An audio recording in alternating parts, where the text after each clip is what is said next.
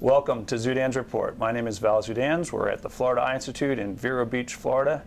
And this is our inaugural show, and I'm very happy to report that I have the mayor of Vero Beach, Laura Moss, with me today.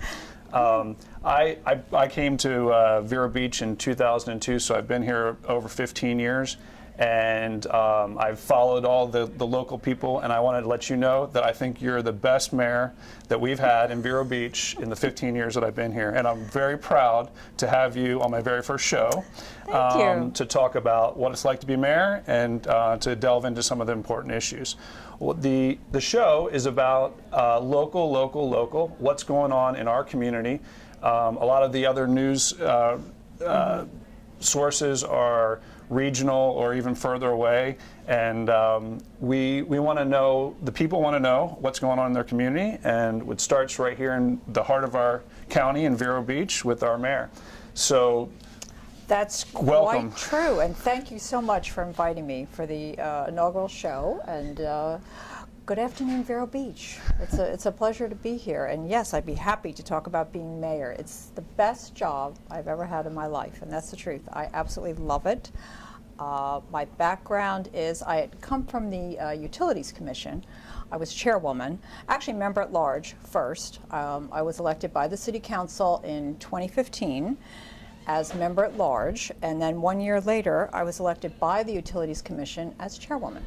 So on election day of last year, I actually was chairing a Utilities Commission meeting, and that evening I was elected. That's great. To City Council. It's been a wonderful experience. And this, by the way, this is a great community. It really is. And it goes without saying, and I'm so happy you're doing this because there are a lot of local issues that really almost demand attention. And I think that people will find interesting, a more in-depth exploration of these issues than what they find in the press. Generally, or the other media. So, Laura, when Mayor Moss, I'm sorry, when did you decide to move to Vero Beach, and why did you come here? My parents actually moved here in 1985, okay. So I have been coming and going since 1985.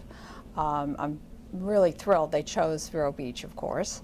So you're coming to visit them initially? Yeah, coming and go, but you don't really know it until you live here, right. which I began doing as of 2005. So it's more than a decade now, and that's year-round. No second home. This is my home, my only home. Great. And what made you first want to be on the Utilities Commission, and then what made you decide to run for City Council and then for mayor? Actually, once I was on Utilities Commission, I absolutely loved it, but they actually had asked me 3 or 4 times to be on it. Because I thought, well, gee, Utilities Commission, I don't know. It doesn't sound as interesting as it is. It really is. That's a very interesting commission.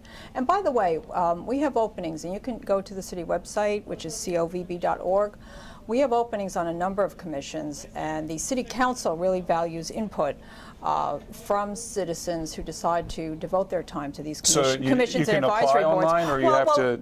As you know, because you're on the Planning and Zoning Board, and thank you for your service on that. My pleasure. Also an interesting committee. You found that interesting, haven't you? Yes, very interesting.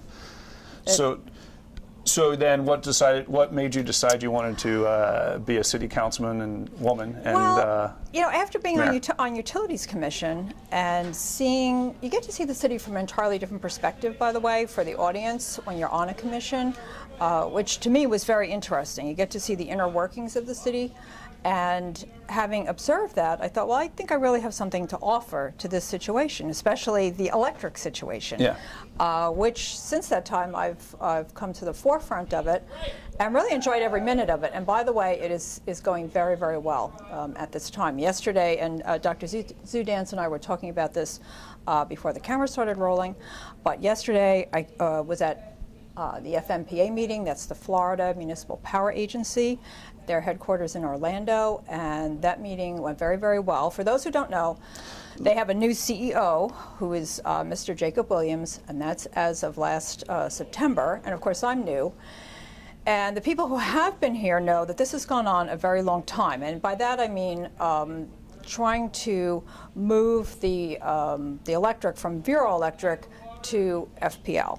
And by the way, that power plant has been closed since November of 2015. There are still people that are not clear on that. That's why I mention it. Let's go back a step, because we may have some people who don't really understand how integral this electric issue has been. So is my understanding the first time people started talking about the city needs to get out of the electric business goes back to about 2008. Is that? You know, this is great. Where did this start? I'm so glad you mentioned this, because Jim O'Connor, Mr. Jim O'Connor, who is our city manager, recently unearthed, what I think is the first piece of correspondence regarding selling Vero Electric. It dates back to 1976. But it's beginning to feel like 1776, right. But it's not. It's 1976. So 41 years ago, people were starting to realize that maybe local government should not be in an electric business when there are private entities that can provide it at a lower cost and better service. And so that's interesting. Yes, and that, by the way, was not long after that plant was built. The plant that we're talking about, which is the one, for those who may not be familiar with it, which is affectionately known as Big Blue on Indian River Boulevard, that was built in the 1960s. Now, the other one, which is the diesel plant, that beautiful brick building by the railroad tracks, which is about to become American Icon Brewery, that was built, I believe, in the 1920s. So, so the 1960s is when I should say Big Blue was actually built. So at that time, it was a good idea. Right. It was a good idea, but it served its purpose at that time, outlived its usefulness, and frankly, we got into contracts that were just too long and too onerous. I think you're pretty familiar with that situation. Yeah, so my understanding, and that you can correct, is that this was a 20-year contract for the most recent one we're in, a 20-year contract for $100 million a year. And this is, the city no longer produces electricity, Correct. They're just buying it from a co-op. But if it's $100 million over 20 years is a $2 billion contract. That's a really big number for a city the size of Vero Beach to make a decision like that. And unfortunately, they got upside down on the deal and ended up owing a lot of money just to get out of the contract. That's true, because the contracts were so long, and also the price of the power, which they thought was going to go up, went down. Yes, and quite a bit, in fact. The exit cost to leave FMPA, which FPL, Florida Power and Light, will be paying for the city, is $108 million. And that's the difference between what it costs to produce the power, which is high, and what you can actually sell it for, which is low. So that's $108 million. So the cost went down quite a bit. It's like it's like the stock market. You don't want to you don't want to buy high and sell low. So the idea was when they made this contract for $2 billion, they were agreeing to what they were going to be paying in the future, and they thought it was going to go up, but they were wrong. Correct. And unfortunately, and there wasn't any insurance or hedging built into this, so they ended up with a huge, over $100 million of deficit. Adding to that problem, of course, was the length of the contract. In fact, it was interesting yesterday at the meeting, mentioning FMPA, at the meeting in Orlando, they just signed a contract with Bartow for 5 years.